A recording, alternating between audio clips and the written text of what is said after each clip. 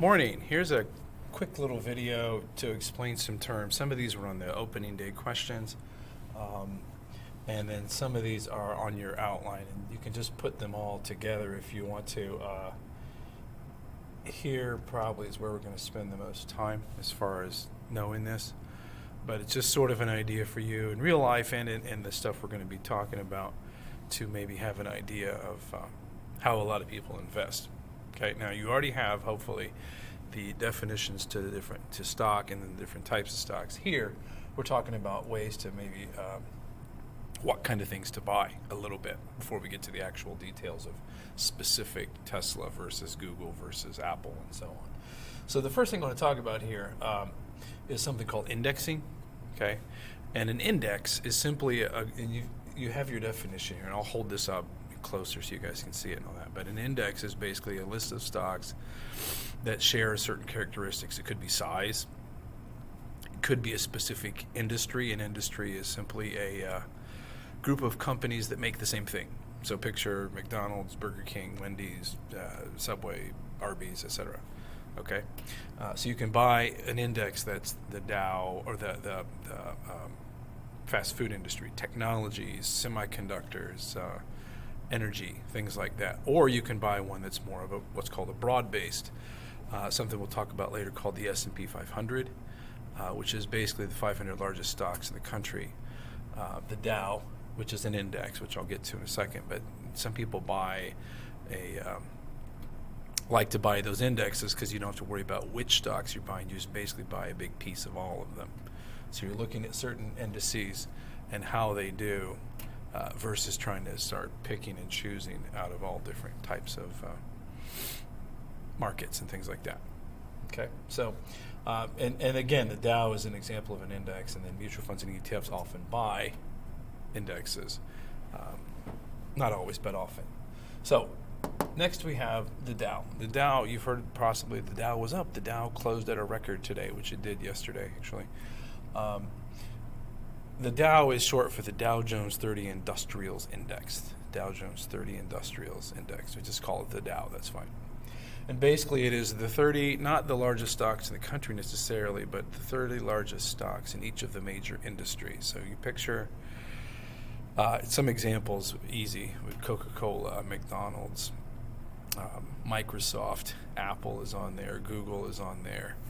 But names you may not be quite, think about companies like John Deere is on there, and Caterpillar, the bulldozer makers, and 3M, if you know 3M, like Scotch tape and those contact hooks. But they also make a lot of things you and I don't use, like adhesives for industry and things like that kind of stuff as well. So the Dow is simply a number, and it's simply a measure of value that each of those stocks price changes every single day, and there's like this formula put in, and then boom, out pops this number. And basically it's used along with the S&P 500, which I just mentioned, to sort of, here's how the market's going. Because typically if the larger major stocks are doing this, most of the other companies in that industry, if McDonald's goes up, so does Burger King, so does Wendy's, so does Arby's, etc. As well. Okay, and the same is true of the S&P. Okay, and we'll talk about both of those, or use both of those when we get into this. Next, we have what's called a mutual fund, which some of you were fairly close on. It's good. And this definition, I don't love it because it's better to describe it, so here we go. When you think about a mutual fund, picture yourself taking $1,000, $5,000, $10,000 if you're lucky, and so on and so forth, and you send it to this company. And you and me and 38 people from Tennessee or whatever, it don't picture like a group of people that pool their money together and buy stock. It's like you don't know each other. You all send it to this company, and then they're going to take it and invest it for you. So if you've got, and I'm just going to make this up, I'm looking at the map right now, the Fidelity, which is a big mutual fund company. I'm just going to say the Fidelity Large Cap Italian Fund. Okay, Fidelity Large Cap Italian Fund. You're taking your money, sending it to them, and they're going to take a fee out because, it's how they make money. But the hope is they're going to buy large cap, meaning large size companies that are headquartered in Italy. So, I don't know, can you think of any, I don't know, Fiat, the car company is Italian. Or I'm sure there's some pasta company that's Italian that is big. But they're going to buy those stocks, and hopefully, you're buying shares in that fund, and they're buying a bunch of pieces of different stocks. So you basically, in owning that fund, you own little pieces of all those companies. So that's good in the sense that it spreads out your risk.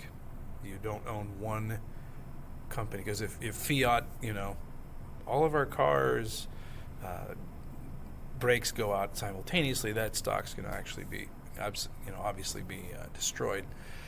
But if you own Fiat in terms of 1 out of 150 stocks, you're going to drop, but you're not going to drop that much. So it spreads out risk. It doesn't make it less risky necessarily. It depends on what you got it in, but it spreads out the risk and allows you to diversify, owning more different types of companies. If you think about a tech fund in the United States, you would own not only something like Microsoft software, you'd own Intel chips, Google, information services, Tesla, automobiles. You can own all kinds of different things that make even things like pop sockets, or the glass that goes on to the iPhone. I mean, all those different things are part of the same basic idea. And you can buy funds that do that. So the hope is you buy for this, it goes up to here, you make money. And that's the whole point, obviously. Okay? So hopefully that makes sense what a mutual fund is. Now, I gave you a stock definition in the previous video. So you put a stock and a mutual fund together, and that's what an ETF is. ETF stands for Exchange Traded Fund. Exchange Traded Fund. And increasingly, it's a very common way that people invest. Because here's the deal. With a mutual fund, let's say you own a mutual fund that owns Apple. Let's just use Apple. Okay. And during the day, Apple comes out with this news release that says our iPhone 12, I think is the most recent one, we've noticed that the glass tends to fall out if you drop it on its left side, whatever. Okay.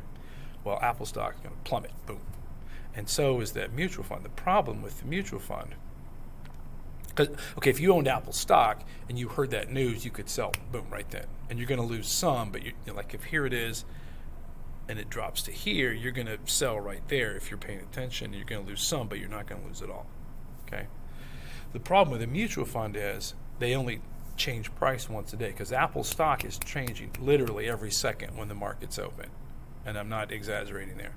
But here, it only trades once at the end of the day. So by the time you sell that stock, it's already dropped. By the same token, if Apple says they regenerate themselves when they fall and everything fixes, then that stock's going to go up and you can buy it right then. But if you wait till the end of the day to buy in that mutual fund, it's already going to be up. So you've lost the chance to make that gain. An ETF is a mutual fund, like it says, that behaves like a stock. So you've got a mutual fund, you buy the shares in the ETF, and you buy all these little pieces of these companies, and then if something good or bad happens, you can buy and sell it right then. So it's kind of the best of both worlds. For people that like the idea of diversifying and spreading their risk out, but also like the idea of being able to be on top of stuff. Now, in a retirement account, which we'll talk about later, typically it's here because you're not going to, you put it in when you're 25 and you don't even touch it, or you don't even look at it in some cases for years and years and years. Not a big deal. But here, if you're a bit more active, this can be a very good way to do this. So these 4 terms, again, sort of, along with the stock definitions, kind of give you, hopefully, a little bit of a base as to where we'll go next in terms of talking about actual stocks, actual funds, and actual strategies to look at in investing in the market. Okay, have a good day. See you later. Bye.